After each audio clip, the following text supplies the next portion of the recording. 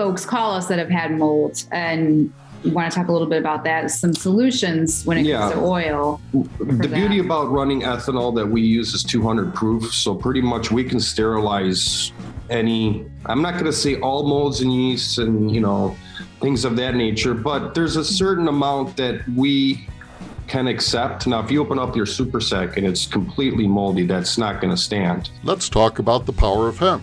From the farm field to finished goods. Learn all about it at the 2022 Midwest iHemp Expo, January 21st and 22nd at the Lansing Center. Visit MidwestIHempExpo.com. See you there.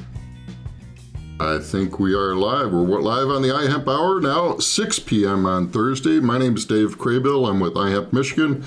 iHemp Michigan advocates for wellness and people and the planet through hemp. And it begins with the farmer, but on the iHemp Hour show, it begins with Mike Brennan. Mike, what do you have going on for news today? Definitely not the farmer, that's for sure. I'm the city boy. But with my audience, the THC audience, or as you all say, above 0.3, they're mostly city folks too. So anyway, one of the things that came out was a survey, and surprise, cannabis is going to be a really big stocking stuffer this year. And so the survey was of 1,000 users over 21. I forget the name of the company here. But some of the things that were really towards the top of the poll were that they liked cannabis products with flower and pre-rolls together taking the top spot, followed by edibles and vapes. And they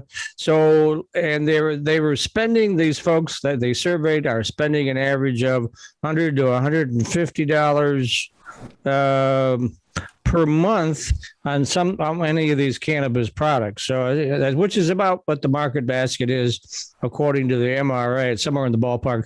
When somebody goes to a dispensary, they buy about $150, give or take, worth of stuff. Now, the other thing I wanted to mention is Gage, which of course is being acquired. I'm not sure if it's done yet, but it's pretty close, by a big Canadian company. They just raised another $55 million in capital to continue to expand in Michigan. So 55 million. So I guess that's more stores, more products, more grows. Gage is really taken off, and it's a Michigan-based company. But again, the big Canadian conglomerate is in the process of buying it for, I think, $550 million, which is a nice walk-away kind of money for the folks that started that, right? And let's see what else is really good here. One of the predictions, we're doing all the prediction stuff right now, right? What's going to happen in 2022? Well, according to the experts, it's going to be a big year for consolidation and competition for cannabis. That's no big surprise there. Since it's already starting in Michigan, there's already been 3 major joint ventures, conglomerations, buys, whatever you want to call them, that were happening in September and October. So the process is already beginning. As tends to be, I've been covering, business for 41 years, and as markets begin to mature, it turns into the very big players and the boutique players. And then the folks in the middle go one direction or the other, or they exit the market. So that's kind of where we're going in Michigan right now, a little bit. I don't know whether next year is going to be a big consolidation here, but nationally, that's what the experts are predicting, that lots of M&A activity are going to be going on. As everybody knows, this is a much more expensive business than they think. I have friends that came out of the other business, they black marketed, and I told them not to even think about getting in this unless they had at least $1 million. That's probably low. So it's a really expensive business to get in. And some of these folks spent a whole lot of money getting into the business, and then the sales haven't been quite what they thought. So they're having serious cash flow problems, and that then tends to lead to mergers and acquisitions. So that's where we're at. That's the news from the Michigan Marijuana Report. Back to you, Dave. All right. Well, let's get right to our guests. We have Dr. Fabio Rodi and Cristina Cecchetti. Welcome from Icon Processing. Icon, thank you for your support, iHemp Michigan. You guys are always stepping up and helping out whenever possible. Really appreciate it. How's your day treating you today? It's been good so far. Definitely busy, but we're very excited to be here and happy to be a part of the very first evening iHemp Hour. So thank you for having us, Dave. Yeah, you're very welcome. We thought it would be fun to change things up a little bit. It might take a little bit to get some traction, but yeah, nothing venture, nothing gained, right? So let's talk about processing. What's going on in the hemp processing world? Are you expanding operations? What's going on with Icon Processing? We are obviously right now. This is our high season. Getting in a lot of contracts. We're pretty much booked for the next 6 months, but we have been looking to expand. When we first came to Michigan, we found a facility that was temporary. We're looking for 2022 to have our new facility up and running, which will also manufacture cannabis products, THC as well. We feel that as a processor, if you're not in the CBD and cannabis industry, it's going to be very hard to compete or even survive in this industry. You know, I personally feel that a lot of the CBD manufacturing is going to end up going to the cannabis side, where fiber and grain will stick with more of the agricultural aspects of things. Plus, everybody on getting more educated on the terpenes. And, you know, you have Delta 8 with THCO now coming on. You have your Delta 9s and THCVs. These custom formulations is specifically what we've been waiting for. And we feel that, you know, getting into the cannabis side of things as well, being able to formulate and make products with these specific type of, you know, if you can do a combination of a 1-1-1-1-1 or 2-to-1 to 3, could really help individuals seeking both medical or recreational needs. So you are going to be doing some Delta 8 and Delta 0 and THCO. Yeah, we're, you know, in our newest facility, it'll be around 50,000 square feet strictly for manufacturing of not just oil, but all finished product goods, from edibles to vape cartridges to your tinctures, your topicals. We are looking to be the newest, the most state-of-the-art facility in Michigan, if not the whole United States. So we've been working with down on the farm, as you guys know, Blaine, with hemp seeds pressing. And with that, we were able to convert into biodiesel. So we will actually have a brand new state-of-the-art facility, CGMP certified, FDA registered. But what will make us different is our capabilities to process. We personally feel that in the cannabis industry, for example, look at this recall that just happened. Now imagine if 90 or 50% of these people have to go to processing. The cannabis industry is not equipped for large scale, such as the hemp industry. So we're going to see a lot of processors on the hemp side coming and playing on the cannabis side. For us, it's the same thing. Quite frankly, cannabis is a lot easier to deal with since we don't have to worry about, you know, are you above the 0.3 or not? And, you know, we're seeing a lot of products coming out right now that I've been getting a lot of calls on, for example, on the gummies. They're saying, well, we have 10 milligrams of THC in that. Is that legal? I said, well, you have to look at the weight and is it the total amount versus a single serving? So, you know, people are always trying to push the line further. We personally feel with having the biodiesel and being able to bring this to the industry, we'll be able to heat the facility off of hemp, as well as run generators to run electricity. We'll be able to heat our greenhouses, power our tractors, pretty much anything that's run on diesel and on the farms, that's pretty much everything. So we will technically be the newest state-of-the-art, truly green industry, and I'm yet to find anybody in the world that could do so. This has been something that my team and I have been working on for the last 2-3 years now. Yep. We're looking in a sense that cannabis, hemp, and marijuana for us is the same thing, if you're looking at it from an oil perspective. And that's what we do. This is what we strive on. This is what we perfect on. This is what we've been doing for the last 10 years. My team and I combined have over 200 years of extraction capabilities. There's no type of method that we have seen or haven't seen or haven't tried. We pride ourselves in researching and developing consistently. I mean, we're getting calls probably once a week now for magic mushrooms, and people wanting to know, can you extract with that? And I said, quite frankly, first you have to find a testing facility that will be able to test for that. And we haven't found one. I've actually found one in Oakland, California. So it says, before you can start making these sort of things, you have to first understand the basis of testing. And I've even called a lot of the testing facilities, or even that people that offer the calibration standards, as we have our own analytical equipment, and there's nothing out there right now. So we feel that, this whole industry is changing yearly. We're looking to already R&D on this whole magic mushrooms that we feel that is going to be probably, I think, is it Ann Arbor or Lansing already made it legal? Ann Arbor. Ann Arbor. Yeah, so it's going to be a matter of time. We feel that these people will be able to go to a dispensary and obtain these sort of things. Getting back to your biodiesel, I just had a story across my desk either last week or this week where I can't remember which airline it was, but they were the first to fly all biodiesel or biofuel, aviation fuel, obviously. The first one to do that cross country on this flight. I think it was United, but I'll have to check and see which airline it was. So that's already, like you said, becoming very popular. Not popular yet, but it's what a lot of people are looking at. Yeah, for us, when we bring in a plant, we try to use the whole crop. So we have been looking obviously at the stems, the hulls, but what happens when we're done processing the hemp? Most people throw it out.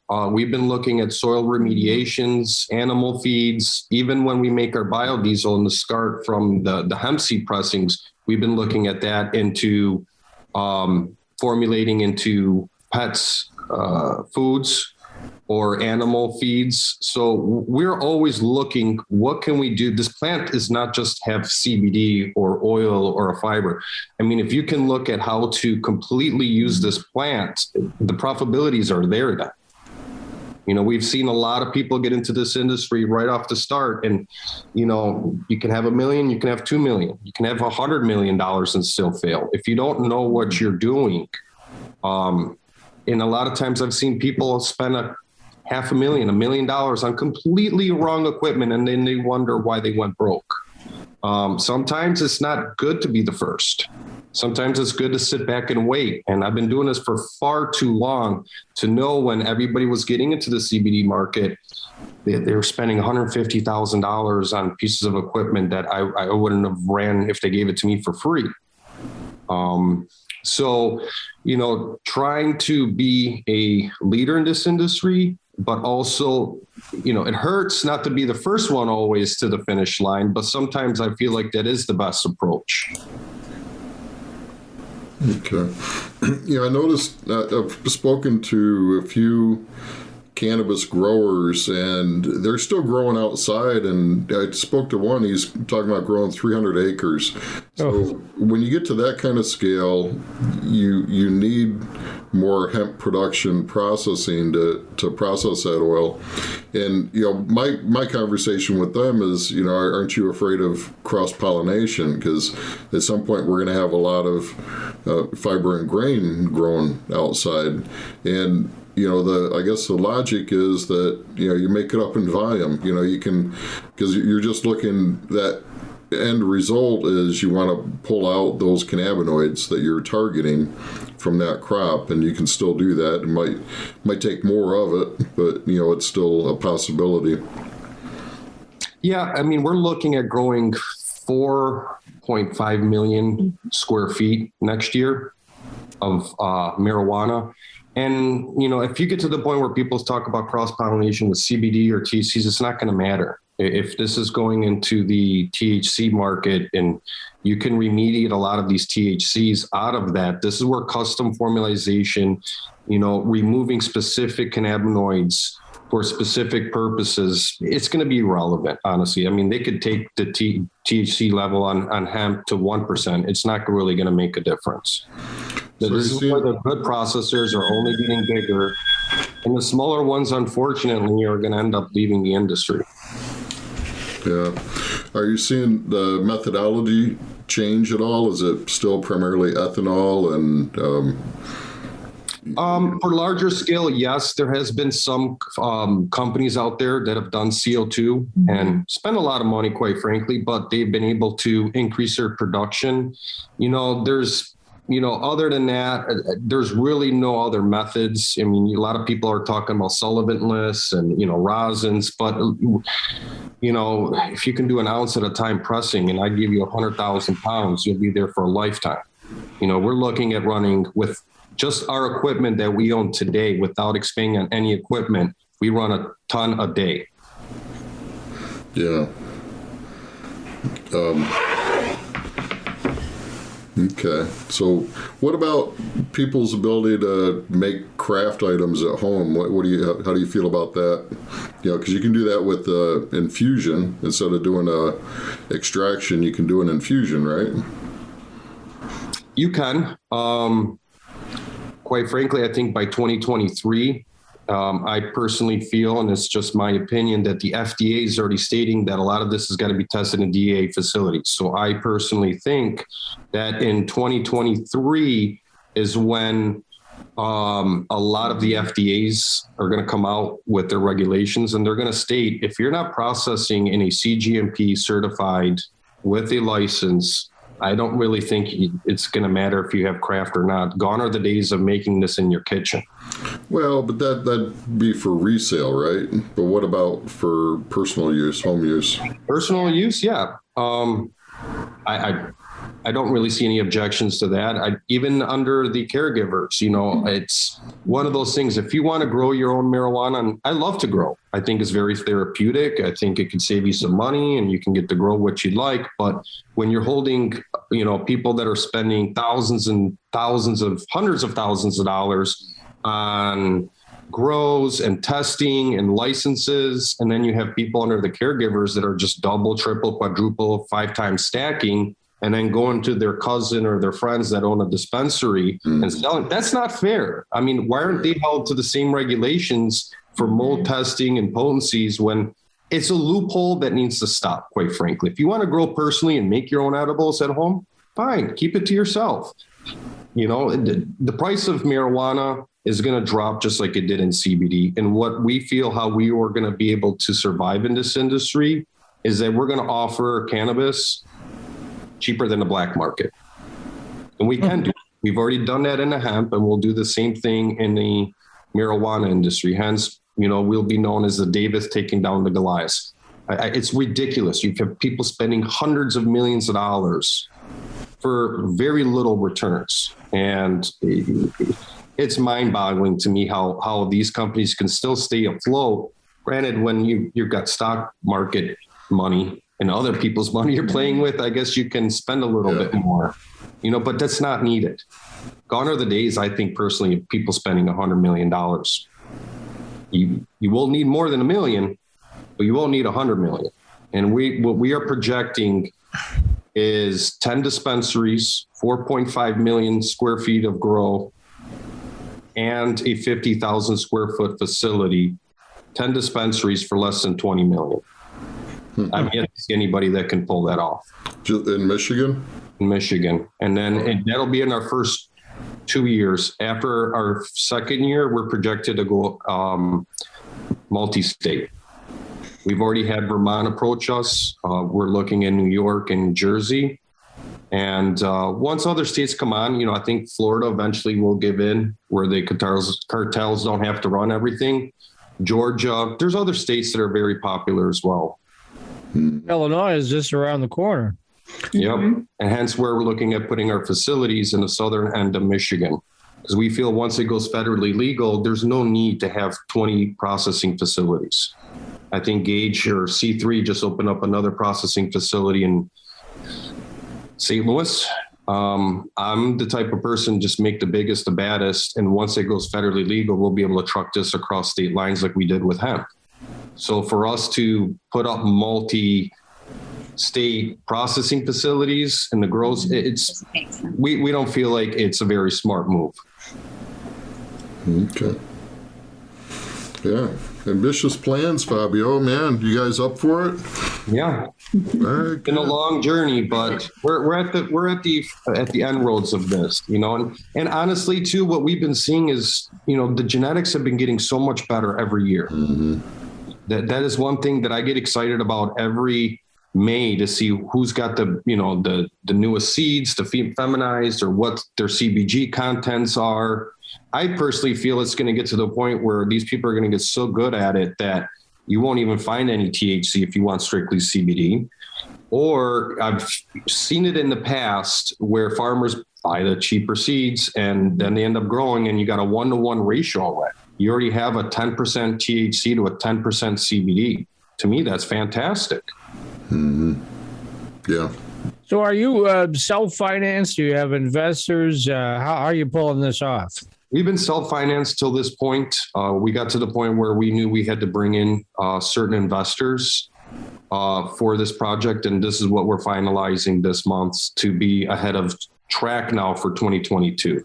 I am a firm believer in staying in your own lane. Do I know how to grow? Sure. Am I the best grower? I don't think so.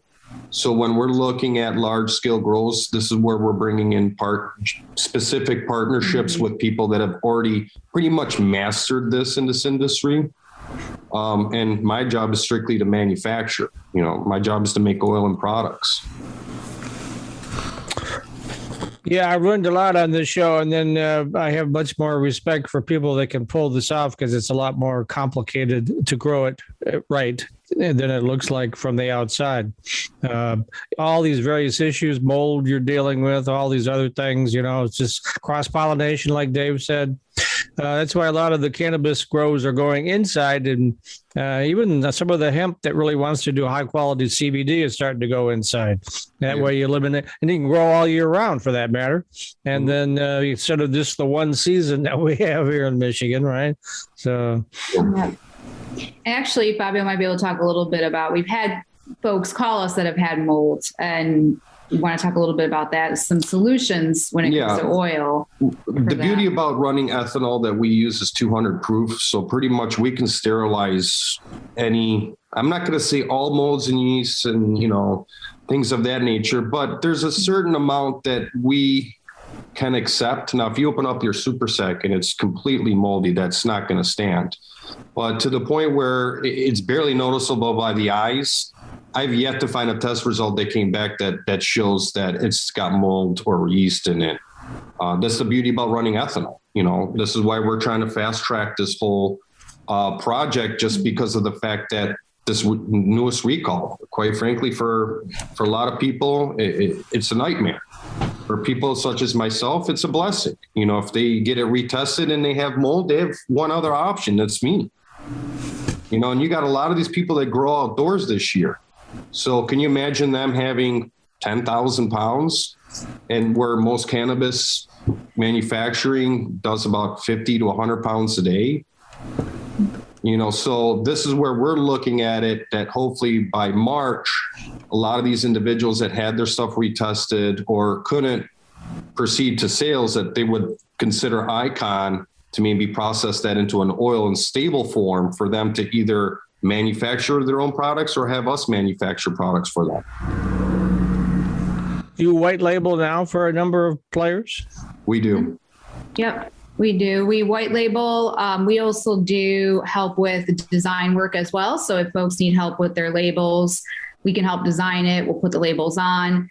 We even have storage and picking and packing as well. So a lot of folks have their online portal, but they don't necessarily want to deal with having a place to store it, pick and pack it every day when somebody places an order. So we have that as well, given the fact that we have quite a bit of space and we're able to store it, and we have our own system for picking and packing. So happy to do that. That's definitely something that I think the customers we talk to are very excited about, because it's kind of a turnkey solution. Yeah. Shop. It could either be we use their oil or we process to make their oil, and then do the white labeling. We buy the bottles, we pick and pack for them. So at a very cost-effective rate as well. So we try to keep it very low. We've noticed a lot of the farmers or people that really wanted to get in this industry, wanted to help people, but they also need to make money. And, with the prices of CBD dropping and the flower biomass, we've had clients come in where, we'll make their oil for them and then they'll say, well, what do I do with it now? I says, well, I can try to help sell it for you, or you can sell it yourself. But then what we do is we offer them a really good rate in a sense where most of the time people pay by the milligrams. So if you go to 1,000, 2,000, 3,000 milligrams for a product, you're paying exponentially. With us, our prices are fixed. So we'll provide you a lot of the times, for example, with the tincture bottle, the bottle, tamper evident, dropper, the MCT oil, the flavoring, and you can go as high as you want with your product, and there's no additional cost to that. So, this is a way for people that have oil that want to still be able to participate in this industry. For them is a way for them to have their own products and still be able to get it at a cost-effective rate from either processing or white labeling, for them to actually turn around and make a profit when they need to sell these. Yeah.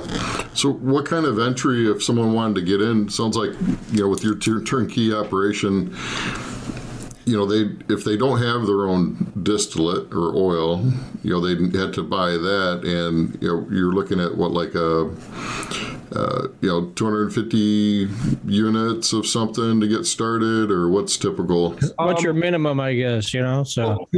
For products, they're about 100 actually. We understand people we've seen it where people want to come in and, the pricing is great.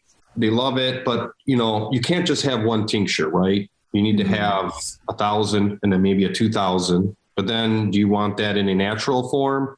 Do you want that in a peppermint? Do you want that in a citrus? So now you're looking from one SKU, you've gone to 6. So now you went from 100 to 600. And then, well, do you want just tinctures? What about roll-ons or lotions or your pet lines? So we feel that holding a smaller MOQ,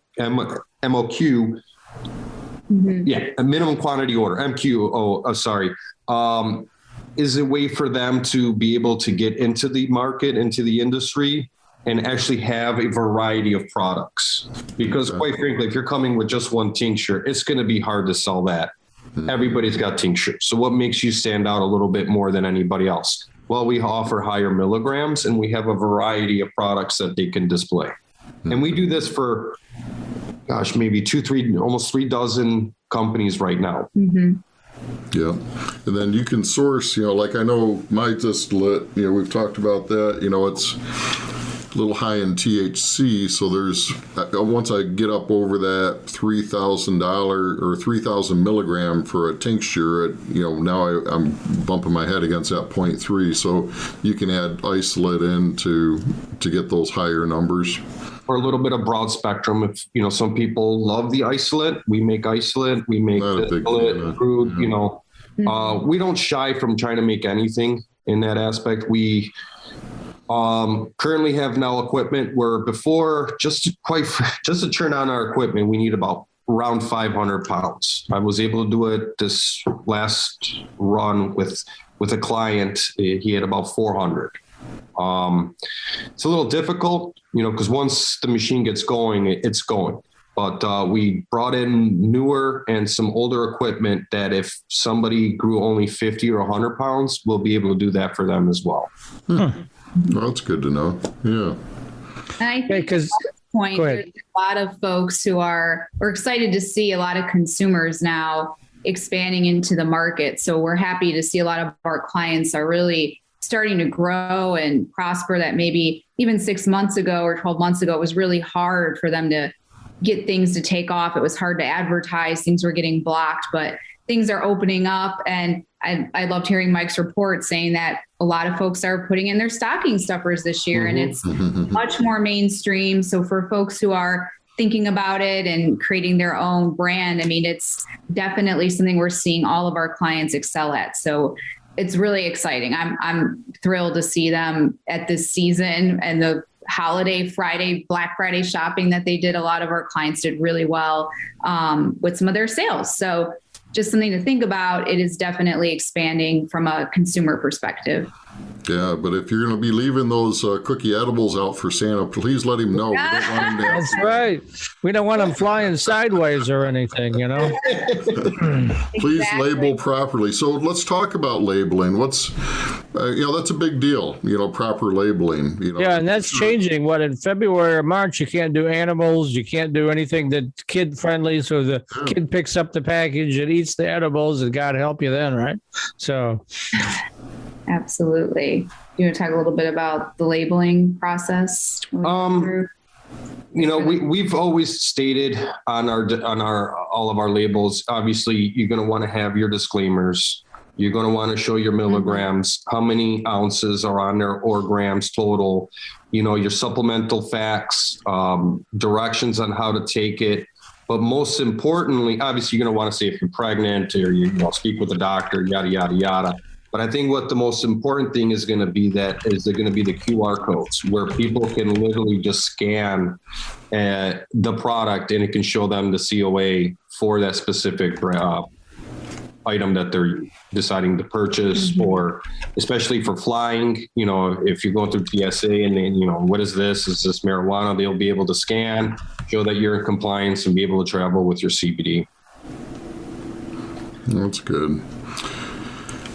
Well, on the news front, we got this. I wanted to share this while we're, talking about legalities and such. There's a bill that's been introduced into the House by Miss Rice, and it's designed to deal with the whole CBD issue and to kind of force the FDA's hand to regulate, product safety and standardization. Easy for me to say. So I'll post this on the iHemp Michigan. If you go to ihempmichigan.com on the right-hand column under the news, I'll put that there. But these bills, it looks like it, like you said, by 2023, we should have some kind of regulation. You're feeling that there's a lot of bills coming through. None of them are perfect. And a lot of them stall in the Senate, to be truthful. I mean, the House seems to be real interested in doing something, but it gets to the Senate. And it's kind of odd, particularly with CBD, considering all the southern states and how much hemp they grow down there, like in Kentucky and Tennessee and places like that. And you still get these conservative folks that vote against it. So I don't understand the logic there. So. Mm-hmm. Yeah, so I'll post this on iHemp Michigan so everybody can read it, but it's... This is where by 2023, people that are in processing that, need to look at the CGMP guidelines. If you're not CGMP certified, think about doing that here very shortly, because what'll happen is FDA will come out, DEA, whoever is making these rules, they'll state you got to be in a facility such as so. So what's then going to happen? Every processor across the nation is going to be on the phone calling, where can they get CGMP certified? At that point, there might be a backlog of 6 months. It's not like a very simple process to get CGMP certified. It takes time and it takes a little bit of money. And we're not talking a few hundred, we're talking maybe around, $5,000 to $10,000. So at that point, it doesn't matter if you're willing to pay $100,000. There's not going to be enough people to be able to certify these facilities. What are you supposed to do? Stay stagnant for 3 months and not be able to process or manufacture? Plus, then you have to get all the build outs.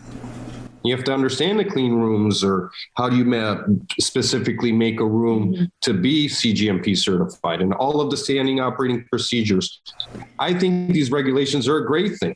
It cuts out the naysayers, the bad people. I mean, I'm all for it. People want to come in, into our facility, like they do with the MMJ, and, pull our records and take samples and, make sure that the client is getting a proper product with his proper milligrams, or it's not full, of some sort of pesticides or heavy metals. These are good things. It's just unfortunate when people try to cut corners that, it gives certain aspects of this industry a bad rap. Mm-hmm. Yeah. Yeah, we need some good quality products to be forefront, not and dissuade people from going on to Amazon and buying hemp seed oil thinking they're getting CBD. Yeah, they bought CBD. Yeah. And that stuff, David, glad you brought it up, because a lot of folks tell us that when we're selling or at an event, they said, oh, I have it. I bought it on Amazon and it doesn't do anything for me. And we say, well, you didn't buy CBD. I'll ask them, how many milligrams did you have? 100? They're like, no, it says 50,000. And it's like, oh my God, you have hemp seed oil. And it's crazy because then it turns that person off and whomever they spoke to and said it didn't work, it doesn't work, don't try it. And then we have an uphill battle to change their minds. So it's definitely tricky. And this is what we do a lot. We're always trying to stay in the forefront of the R&D and seeing what the researchers are saying. And for us, we've never made a product, I think, except our pets, that's 1,000 milligrams or less. And if you start to really look at studies now, for CBD to truly be effective, you need it around 1,000 milligrams, let's say, per tincture, right? So this is where we kind of come back then and educate our white labeling partners. Sometimes they only want the 250 or 500, but they're not educated. So, we sit there, we educate them, and we show them that you're talking about pennies on literally like 50 cents difference, $1 difference to making a product that's got 1,000 or 2,000 milligrams.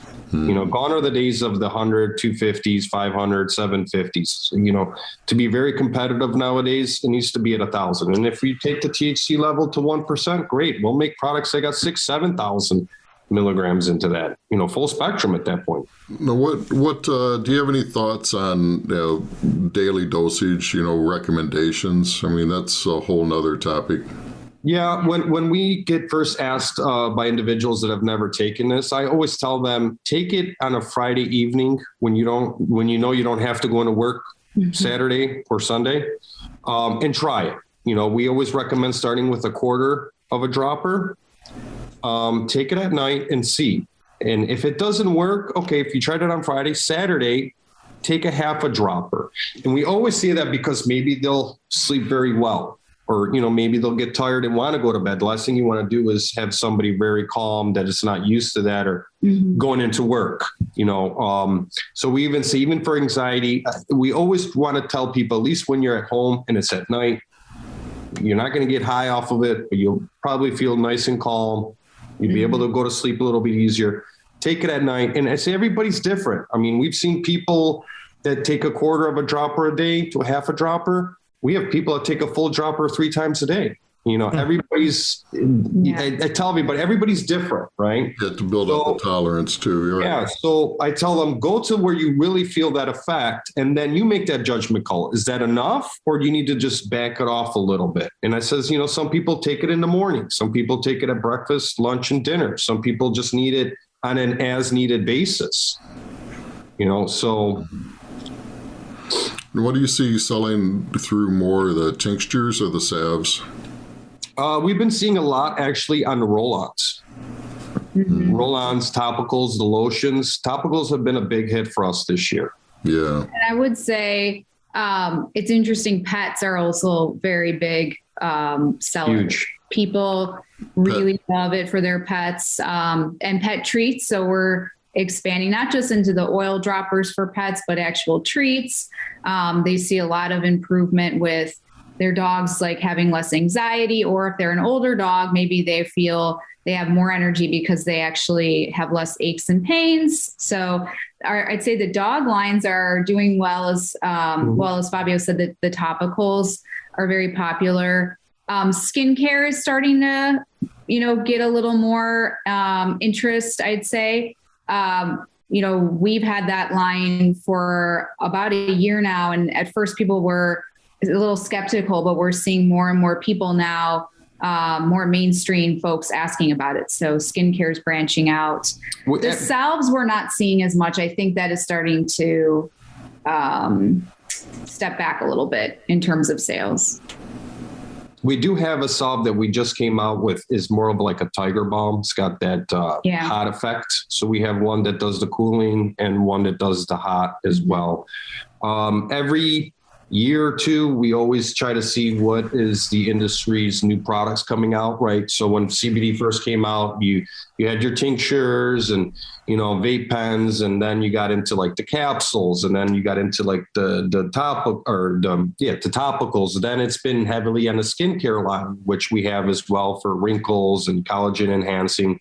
What we see is going to be very big for 2022 is going to be actually sex lubes. Okay. We feel that is going to be a very hot topic for the CBD market. It'll be, I think, the hot product of 2022. All right. Being the stocking stuffers of all the 2022. Yeah. And we've seen a lot of benefit from that. We've been R&Ding that on that aspect. And if, you look at the reviews of, there's only a handful of companies right now that are out there. And I mean, their milligrams are ridiculous. There's like 2 milligrams of CBD per dose, which is unheard of. It's so low. But the women seem to enjoy it. You got a lot of older women. As you get older, your sex drive does not decrease, or maybe our performance, slows down a little bit. Good for yourself. But there's a lot of benefit with the CBD, for women that are, have fibroids or polycystic ovarian diseases or endometriosis, women that are going through menses. There's been a lot of benefit and a lot of positive review that I would have never thought from women that are 40 years and older. I mean, some of these women are 50, 60 years old and saying, please, when you have it, send me some. Interesting. Always new innovation and new markets developing. Yeah, getting back to the pet thing, my nephew has 2 German short hair spaniels or something like that. They're about less than a year old, and them damn dogs, I'll tell you. When I visit, they just always are jumping on you. So I'd like to be able to get him something for Christmas and calm the dogs down. So what do you suggest? We'll send you some free samples so you guys will be able to give away on your stocking stuffers. Okay. When people ask us, like, what does it do for a dog? I say, well, if it's a puppy and it's hyper, it kind of calms them down a little bit. That's what I'm looking for, because they're great dogs, but boy, they just jump all the time, And honestly, it just calms them down. It doesn't tranquilize them or knock them out and put them to sleep. It just makes them a calmer version of themselves. So perfect. Yeah, we need little doggy downers. We need that. So and then I tell people too, if it's an older dog, it does the opposite. Maybe they're not in much pain anymore. Are they going to run through the yard? Maybe not, but you'll see them being at least a little bit more active, a little bit less head sitting down all day long. So, it's got both effects in a sense, however it needs to go. Yeah, I've helped friends, who have dogs with cancer, and, it helped them, better quality of life towards the end there. Oh, that's great. Yeah, we've been thinking of contacting the Detroit Humane Societies for Christmas here and probably doing a large donation with them and seeing about bringing a bunch of these tinctures there for some of these animals that are maybe a little anxious being in there, hopefully finding a home for somebody. So we would like to give back to the community in that aspect as well. Sure. All right. Well, we have a guest that I'm going to bring in that and ask her to. She might have a question or two. If I can make this happen, there we go. Would that be Jen Nelson? That would be. Yeah, I'm looking at the board there. So, hi, Jen. in fact, I met Fabio and finally met Jen at the Sensi party in Detroit too. When was that? A couple of weeks ago, I guess, right? Yep. Great event. Yeah, lots of fun. Had a hard time driving home after that one, I'll tell you. Hi, guys. Hi, Jen. Hey. Hi. Dave surprised me and said he was bringing attendees on. Yeah, well, that's It's the new webinar thingy that he's trying out here, so. Yeah. It was great We're to innovating. hear you guys talk. I loved hearing you guys, update us on what you got going on. You're always doing big things over there. Luckily, I got to visit the facility a couple weeks ago, and I'm just so impressed with how innovative you guys are. And you've got so many ideas coming to the table. I'm just really excited to be a part of your team and work with you guys directly. Likewise, I like your hot plate behind you. Yeah, isn't that cool? I've been working on my face serum, a hemp seed oil serum, and a hair serum. So luckily, a good friend of mine, Fabio, let me borrow his magnetic stirrer there, and keep tinkering around with formulas for future products for myself. And you guys are my processor, so I'm just really excited on the things that we're going to work. Yeah, we're super excited too, Jen, about all of your success, and excited to see you doing the face and the serums like we were saying. Those are really popular. So we're excited to see what you come up with. Yeah, cool. Thanks for the tool, Fabio. And now you've struck out on your own. Dave and I were just talking about that before the show started. So, making things Yeah, happen. Jen's doing doing great. Yeah, she's got some Exciting. great Chicks products. rule, right, Jen? What's that? Chicks rule. Yeah, we're the Yeah. Girl power. There you go. I can see, hanging out with Jen a few times now. She is a go-getter. Yes, she is. You know Awesome. why? It's the CBD. all right. Yeah, there you go. Feel any better? Blaine, we can hear you, I Blaine. guess we're going to mute Blaine. Mute Blaine. There you Got go. it. There you go. Okay. He's visiting with his brother. I tell you what, getting old's not for sissies, just to let you guys know, Man, you're not kidding. young guys. So Becky Bechtolds here in the house. Welcome, Becky. Thank you. Woo.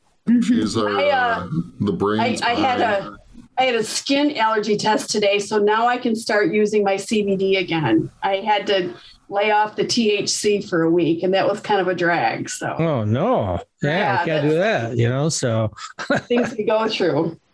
So I have a tube in my left ear, and now I can go back to my THC CBD regimen. I'm excited. There you all go. right. Yeah. Yay. Christina and Fabio, I loved it. I loved today's session. It was so great. Man, you guys got it going on. Thank I you. always hear about how great things are when Blaine gets back from your facility. So yeah. Oh, we love having Blaine over. You got to come one time though, Becky. I'm going to definitely. Have you like guys I'm all over there? You guys can do an iHemp hour there. Yeah, there you go. Yeah, remote. There you go. Oh, where are you located? I don't even know where you're located. Macomb area. Okay. Southeast Michigan, you would say? Yeah, I'm in Ann Arbor. So speaking of cannabis capital, right? So can't swing a dead cat around here without hitting something cannabis related. So I'm telling you, it's everywhere. You're in a good spot. And you had quite a game at your. Yeah, I was just telling Dave, I have season's tickets, so I was at that game, and I dragged. I don't know if you guys know Anthony Sabatella from THC 123. He was my guest, and so we were whooping all day long, and then tailgating, and Ann Arbor went crazy on Saturday night. So Imagine. lots of fun. Oh, those crazy college kids, right? Well, it wasn't just the college kids going crazy. So we'd been drinking for about 12 hours at that point. So we were, Boy. Wow. so, and other things as well. So, but we won't talk about those. So, Well, it's fun when you see the kids, the youngins, not be able to keep up with the old timers. Yeah. yeah, True, they can't. that's it. We're old warriors. We know how to do this right. So those kids are just rookies. Yeah. Yeah. So RVs and tents and barbecues. You're And conditioned. Like when you run a marathon, you just know how that's to. it. You got to know what you're doing. This is not for the faint of heart to be a hardcore partier. I'm sorry. So It's a lot of work, and you lose it quick. So you got to maintain it by doing it often. So yeah, that's Ann Arbor. So. awesome. Good.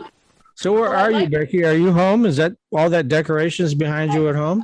Yeah, that's my wish list of my backyard. So Oh, okay. That's a green screen. Oh, all right. I was thinking, I don't recall seeing that, so. the pool off to the side. So Yeah, no, that's good. you can't see it. All right. Well, we don't have Blaine here to do a recipe, but I do have a recipe queued up I could share real quick. Should I do Oh, that? that'd be great. Gosh, Dave, I forgot all about that. I'm sorry. I'm glad No, you're that's on it. okay. So what I want to talk about is Ooh, the I like that. award-winning chocolate nutty CBD protein balls. Are these the award-winning ones that you made last year? This is my kitchen. It's real simple, and these are real easy to make. Ooh. Isn't that beautiful? They're rolled in hemp seeds. And they were a Hempy Award winner last year. So. Yep, they a Hempy Award winner. So quinoa, third cup of quinoa, 2/3 cup of water. You boil the quinoa. My glasses on to read that. To get the water down. Oh yeah. Chop up. I recommend you want the dates either pitted or you have to pit them and then chop them up some so they'll work good in the food processor. Half a cup of raw almonds. You chop those up fine. And then a 1/3 cup of smooth almond butter. Now, this is where I add my CBD distillate into the mix. So if you melt, you take your peanut butter, you could just even stick it in the microwave in a glass measuring cup real quick and melt the appropriate amount of distillate in there. This recipe will make about 24 to 30, depending on the size. Wow. So you can do your math accordingly. Now, brother, watch out. Fabio might grab that recipe and start making a whole line of these hemp balls, So no problem. So there's our quinoa or chocolate. There's the distillate, the dates. So it's pretty simple. You just Yum. blend it all together and it becomes like a big dough and roll it into, I've got a little cookie device. I steal stuff from Sue's kitchen and roll out some cookie balls and roll them in hemp seeds, and it works pretty good. So you can find this on ihempmichigan.com under hemp recipes. And you can find a lot of recipes there, right? So, sorry, Jen, I was interrupting you there. Really getting quite a collection here. Are these what you had at the Earth Day event in Midland? Are these? Yes. Yeah, I had those. Those are really good. Yeah, that's a good one. They're tasty. They're not, sometimes when you eat hemp products, they taste like dirt, depending on what you get. They're earthy. I should say. Earthy. I was just going to say that's called earthy. Yeah. Earthy, I know, right? Well, dirt, earth, But these are really good, really very tasty. Yeah, no, that's the problem is that some people they're designed to, consume one, not three. So, Well, if you throw a little THC in there, not a lot, just a little bit. well, there is in my distillate, so you get a little, not a lot, but Mike, Buzz going, about so 3 milligrams. don't encourage him, Mike. Don't encourage him. They're fine just the way they are. Yeah, Get a nice little buzz, trust me. yeah, that distillate They're very works. tasty. I think that's the reason he won the Hempies, because the judges, they were a little wacky there, So Oh gosh, funny. Yeah, so that dosing question is always an interesting one. It's something, like Fabio was saying, walk into it, understand what you're dealing with. And Well, they're kind of like a really good cookie or potato chip. You can't eat just one. And by the time you realize you shouldn't have ate more than one. about 45 minutes later, you realize it. yeah, Right? Yeah. But they're very tasty.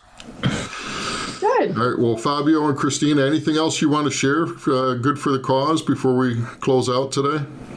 No, I don't think so. Other than just, feel free to reach out to us if you have any questions or, have any thoughts about white labeling with Icon or processing. We're here to answer any questions you might have. You can visit us at our website as well. So thank you for having us. Why don't you rattle off the website and phone number? Absolutely. So our website's iconprocessors.com. And I think the best number to reach would be, don't be afraid, it's a Florida area code, but it's Fabio's direct line, which is, you want to go ahead with your number? 239-537-4056. There we go. We'll add that to the website so that when people see the video, it'll be below the video so they can reach out to you. Perfect. Yeah. Hey, one quick question. You were talking about your expansion. Are you hiring right now? We will be hiring. Yes. What are you looking for? I'm not looking for a job. I'm just helping other people that may be looking for a job. So what are you going to be looking for? What specific skills? A lot of this will be trained from us, just because we are doing things a little bit differently than the current industry is, but a lot of this will be in the extraction and manufacturing aspects. The grow is all large scale. We have the manpower available for that. It's more of the making of the products and, extractions of these oils that we'll be needing help with. And then What I'm running into, sorry to interrupt, but what I'm running into a lot, and my buddy Anthony Sabatella at THC 123, a lot of people want to get in the industry. They don't have the background. So are you willing to train like apprentices to do this kind of thing? Yeah, we were willing to do that. I mean, I can't do it all, but a lot of the newer technologies that are out there, it's all automated. So, okay. From understanding the nutraceutical industry and, learning how to automate lines completely where you don't really need highly educated people, let's say. You just need bodies. A lot of times it's just setting the product on the conveyor belts and the production line and somebody else picking it up at the end. And, and I do like these fully automated systems. A lot of times it gives you great consistency. It's a little bit more costly to get into. But for example, 6 years ago, you could have bought a automated tincture machine for 20, 30,000. And the CBD industry starts to expand and blow up. And now you got the same people, that used to buy something for 20, 30,000 trying to sell it for $250,000. People paid. And then they wonder why their products are $100 for 1,000 milligrams. So like I said, sometimes being the first to the line isn't always the best. We like to sit back and wait. We feel like the industry, the technology is pretty much plateaued. You'll get people that'll come out with better grow lights in time, but we feel like the LED or the HPLCs have pretty much maximized their capacities of where they can be. And even the extraction equipment, from what we have this year to compared to last year to compared 5 years ago, is completely different. A lot of people were running into rotovaps. Now rotovaps are completely obsolete, pretty much. And especially then the dispensary aspect too, when that expands, folks demand. Yeah, I need bud tenders, and that's a lot of training there. I mean, as people come into these dispensaries, especially people that are just getting exposed to it now and don't know a thing about it, and so they'll ask the bud tender, "Gosh, this is what I'm looking for. What can you recommend?" I did a fact-finding trip to Amsterdam about 4 years ago, and only just for journalism's sake went into a couple of cafes and asked, I said, "This is what I'm looking for. What can you do for me?" So. No, absolutely. Yeah. We're also looking at, having some board members that are pharmacists as well, because some people that are taking certain products could interact with some of their other medications. And quite frankly, we're also looking to have all of our bud tenders certified, obviously, but in seeing if we can even get them as pharmaceutical techs. Oh, yeah. Majority of our employees will be women. And even down to our managers, we're looking at hiring, I would say 80% of our staff will probably be females. So ballpark figure next year, you think you'll hire hundreds, tens? What do you think? About 100 individuals. Just at a dispensary, you need at least 10 people. Oh, yeah.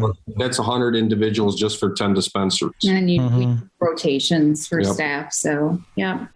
Oh, good to know. We'll be looking for resumes. All right. Well, after the show, you'll get some, I'm sure. Yeah. Excellent. Hopefully. And then we'll get your information from Dave or Blaine in regards to where to ship you all your samples. I think I gave you my card at the Sensi event. But... Oh, you did. I have it. You're right. Okay.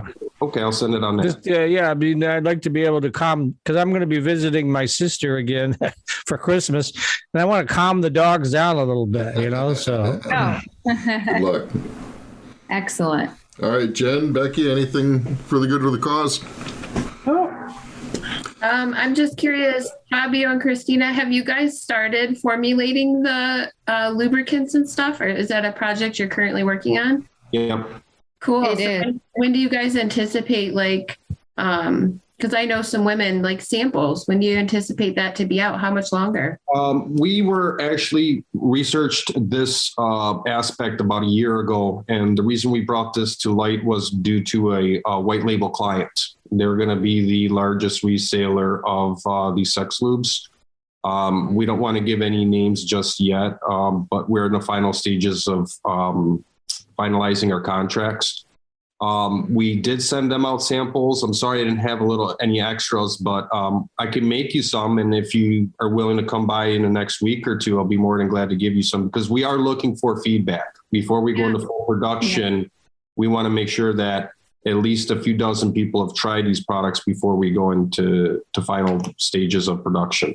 Awesome. Cool. It's stuff that we work with people. We don't, we'll give you our recommendations, and then we make samples, and then we give them to our clients and say, try it. Your peppermint flavor might be completely different than what I might like. So we don't mind to make sure before we finally go into production for any of our products that we want to make sure that the formulations have been finalized, not from just us, but from our clients, and that they know exactly what to expect. Yeah, you want to focus group it. I mean, at the end, if they're not going to buy it, then what the hell, why are you going to make it, right? So. Exactly. Cool. Well, thank you. Good. I was curious about that. I have some women asking, so I'll link up with you. Sounds great. Excellent. All right. Mr. Brennan, anything else? Well, next week on my show on 420 Post on Wednesday, we're going to have some folks on from Michigo, which is a new nonprofit tourism group that's just starting up because tourism, depending on the year, maybe not this year or last year, but typically is the number 2 industry in the state. And finding cannabis-friendly places is difficult right now. I'm sure that'll change over time, and certainly once it gets federal legalized, that will take away a lot of the inhibitions of a lot of these merchants. So we'll have them on the show. And then we're trying to get the folks from Herrera on the show. They just cut a deal that was announced yesterday, I believe, where the Muskegon, I'm not sure if it's a hockey or lacrosse team, but they're going to be the title sponsor for that team in Muskegon. So that talk about going mainstream, huh? Mm-hmm. So that's the folks at Herrera, Patrick Faraday. And so we're trying to get him on the show. I just haven't heard back from him yet. All right. Good stuff. And next week, Dave, we have Eric Herlock from Lancaster Farming.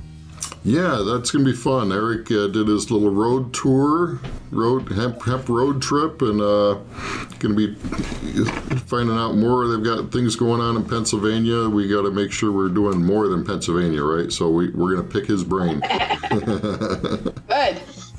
All right. Yeah, it's going to be fun. Thanks, Christina and Fabio. It was really great having you on the show. Thank you, guys. Thank you for having us. It was a pleasure. And thank you for all that you guys do to keep spreading the word on this great plant. Yep, there's more good news going to be coming out next week, so we're excited. So keep up the great work. Peace and love, everybody. All right, thanks. Have a good evening, everybody.